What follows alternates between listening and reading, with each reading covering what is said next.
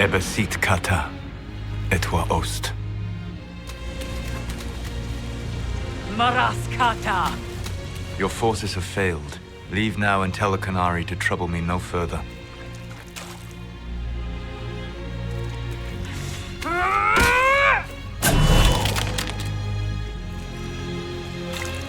Solus.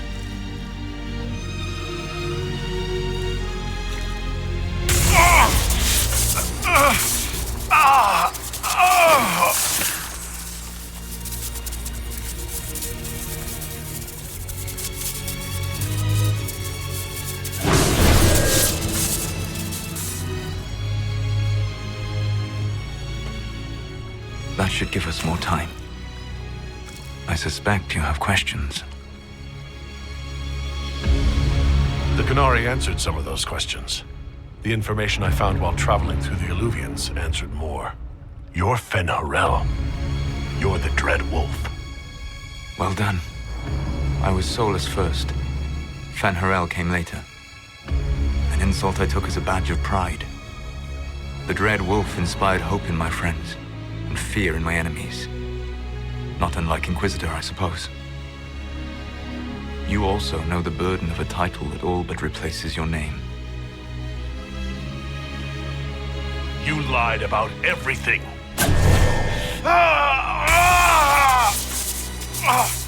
I understand your anger. In your position, I would share it. You're really him? I sought to set my people free from slavery to would-be gods. I broke the chains of all who wished to join me.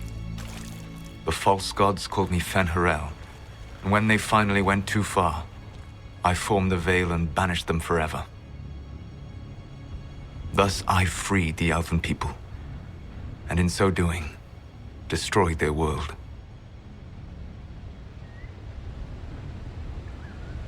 How did creating the Veil destroy the world?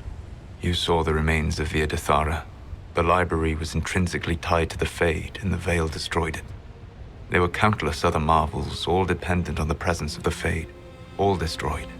The Elven legends of immortality, all true. It was not the arrival of humans that caused them to begin aging. It was me. The Veil took everything from the elves, even themselves. The Evan-Urus were Elven mages. How did they come to be remembered as gods? Slowly. It started with a war. War breeds fear. Fear breeds a desire for simplicity. Good and evil, right and wrong, chains of command. After the war ended, generals became respected elders, then kings, finally gods. The Evan-Urus.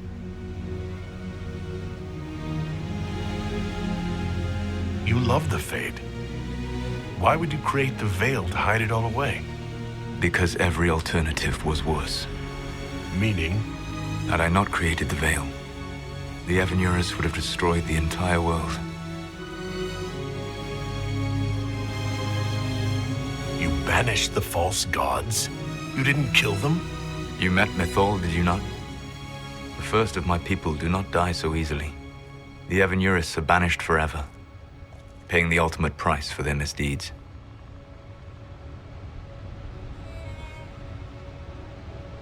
You said that the Elven gods went too far. What did they do that made you move against them? They killed Mythal. A crime for which an eternity of torment is the only fitting punishment. I thought Mythal was one of the Evan-Urus. She was the best of them. She cared for her people. She protected them. She was a voice of reason. And in their lust for power, they killed her. That's the past. What about the future? I lay in dark and dreaming sleep while countless wars and ages passed. I woke still weak a year before I joined you. My people fell for what I did to strike the Evan-Urus down. But still, some hope remains for restoration. I will save the Elven people, even if it means this world must die. You're going to destroy this world? Not happily. I'll have to stop you. I know you will try. It is my fight. You should be more concerned about the Inquisition. Your Inquisition. In stopping the Dragon's Breath, you have prevented an invasion by Qunari forces. With luck, they will return their focus to Tevinter. That should give you a few years of relative peace. The Qunari said the Inquisition was unknowingly working for agents of Fen-Harel. I gave no orders. You led us to Skyhold. Corypheus should have died unlocking my orb. When he survived, my plans were thrown into chaos. When you survived, I saw the Inquisition as the best hope this world had of stopping him. And you needed a home. Hence, Skyhold. You gave your orb to Corypheus? Not directly. My agents allowed the Venatori to locate it. The orb had built up magical energy while I lay unconscious for millennia. I was not powerful enough to open it. The plan was for Corypheus to unlock it, and for the resulting explosion to kill him. Then I would claim the orb. I did not foresee a Tevinter Magister having learned the secret of effective immortality. What would have happened if Corypheus had died and you'd recovered the orb? I would have entered the Fade using the mark you now bear. Then I would have torn down the veil. As this world burned in the raw chaos, I would have restored the world of my time. The world of the elves. If you destroyed the veil, wouldn't the false gods be freed? I had plans.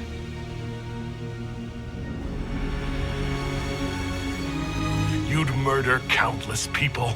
Wouldn't you to save your own? You must understand. I awoke in a world where the veil had blocked most people's conscious connection to the Fade. It was like walking through a world of tranquil. We aren't even people to you. Not at first. You showed me that I was wrong. Again. That does not make what must come next any easier. You never cared about us. We were the means to an end. You were people, and you deserved better. Like all the rest I've used in one hopeless battle after another. What's wrong with the Inquisition? You created a powerful organization, and now it suffers the inevitable fate of such. Betrayal and corruption. It's not that simple. Do you know how I discovered the Qunari plot? The plot I disrupted by leading them to your doorstep.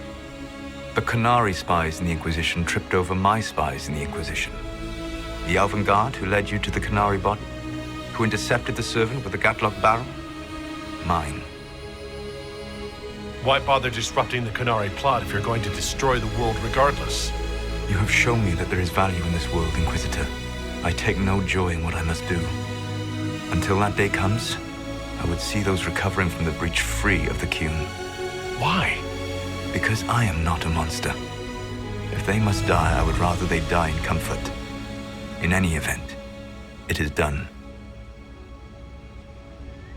So you let us do your dirty work? The mistake was yours to fix, Inquisitor. You control the Illuvians now? Yes. You remember Briala from Halam Shiral? For a time, she controlled part of the labyrinth. One of my agents was supposed to take it from her, but he did not succeed. I had to override the magic personally. The Qunari stumbled upon this section independently. With them gone, the Illuvians are now mine. There's still the matter of the anchor. It's getting worse. Yes, I'm sorry. And we are almost out of time. The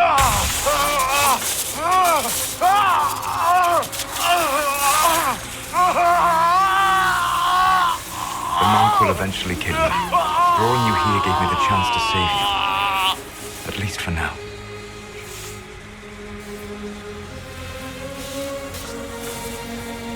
If I live, I'm coming to stop you.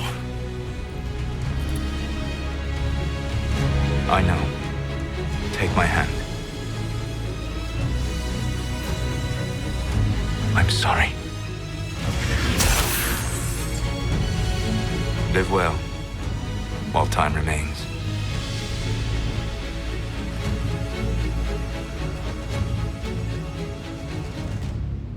The Inquisition did not cause this threat. We informed the Summit of the danger. The danger posed by Qunari spies inside your organization! Without our organization, you would not be alive to complain.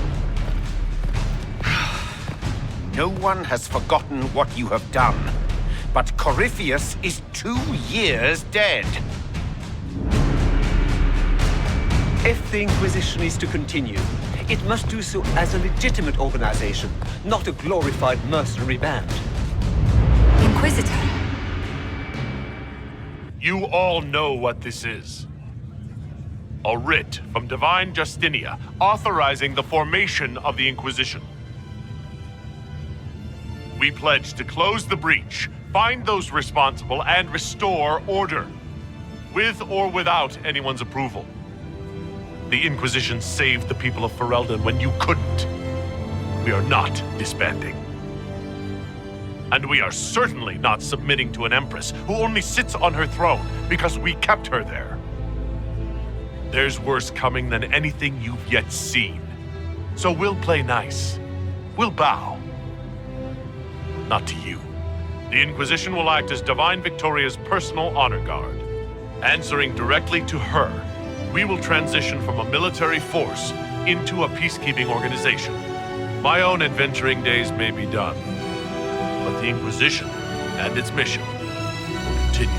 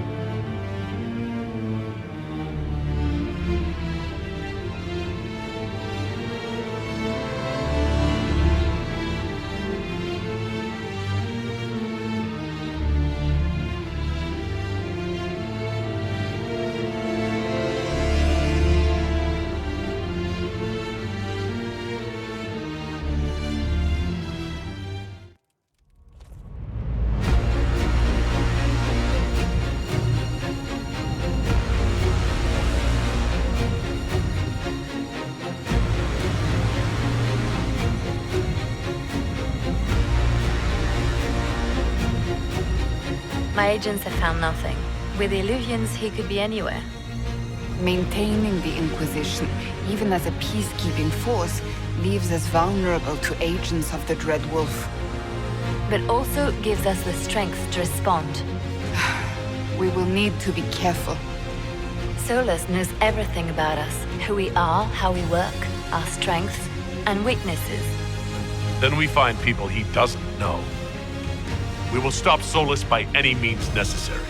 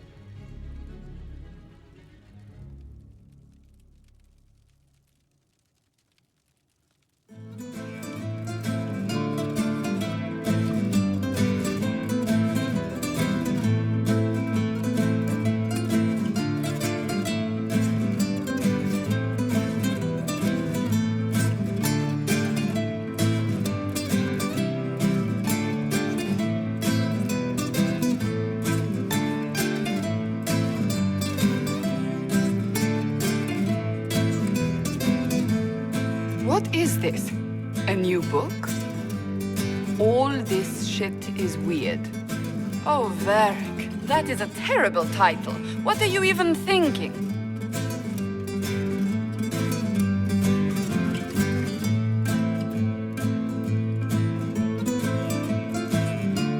The sky churned like a rolling sea on a dark and stormy night, centered on a gaping hole that led to the arse end of nowhere. A hole that spit up many things that day, comets, demons, and a whole lot of trouble. It's about the Inquisition.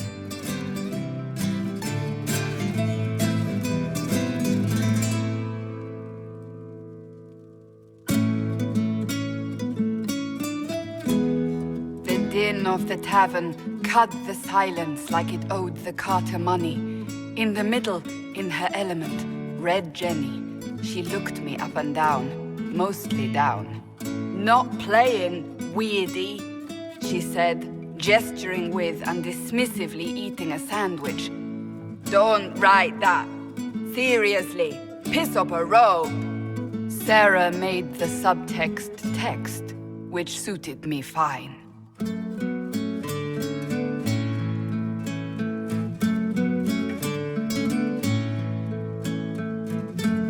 The court enchanter swirled into the room like a drop of beautiful poison spreading in a wineglass. She sized me up with a glance. "I'm so glad you made it, my dear," she said. "I am Madame de Fair, the most terrifying person you shall ever meet.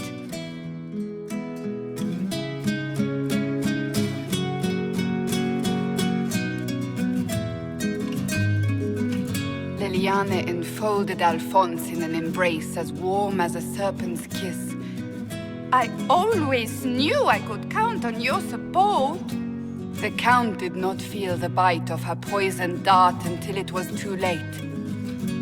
Even if it requires your death.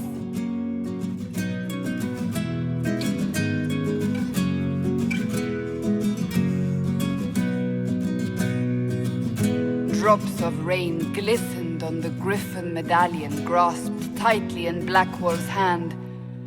The silverite wings of valor, they mean nothing. He flung the medal to the cold and uncaring ground. You don't know what I've done. You don't know me. So romantic.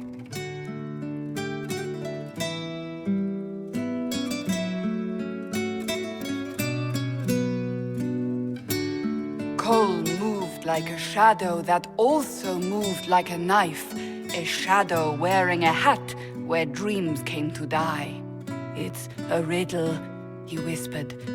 A cold riddle that gnaws at your mind, but you'll feel better when it's gone. That makes as much sense as anything Cole says.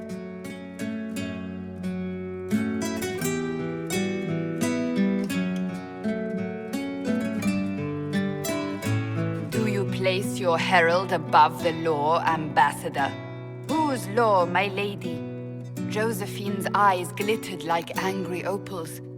The law destroyed by rebellion, by civil war, by poor fiscal management. We are the law.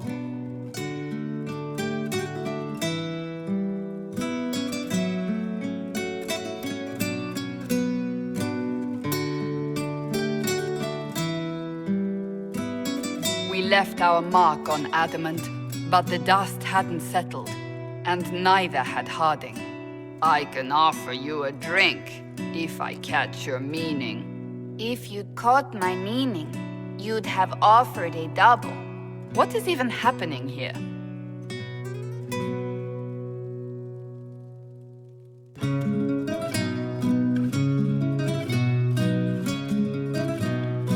The Iron Bull was a great slab of muscle with horns that could hang a tapestry. One eye scanned for threats, while the other hid behind an eye patch like a chantry sister's old sins. Come on, He barked, not looking back as he entered. the dancer with the great rack comes on in 5. That is spot on, actually.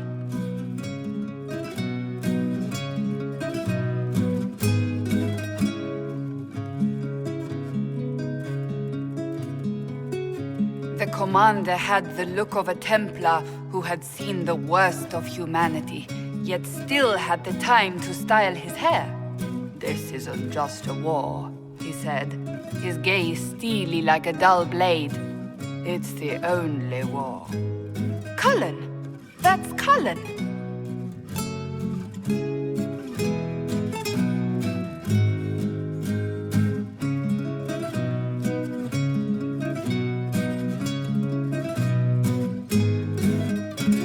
The mage wore a class of handsome sneer cultivated by 1,000 years of Tevinter elitism.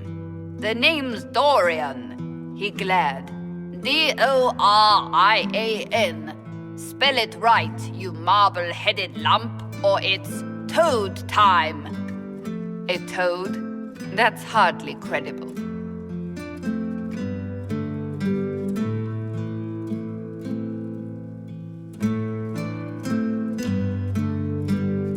The bold elf spun, mage staff crackling like the city after a good man's murder. "You're crazy!" the Red Templar cried in terror. Moonlight glinted off ears like the knives you never see coming. Better to fade out than burn away. Ugh, Varric.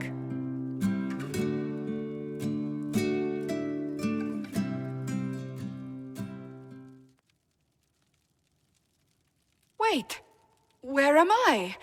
I don't... Oh, here it is. The Seeker clutched at my vest, her tears as desperate as they were pitiful. Varric, I was wrong about everything, she sobbed. Could you find it in your noble heart to forgive me? That dwarf, he put me in the book! I'm in the book! I am reading the shit out of this!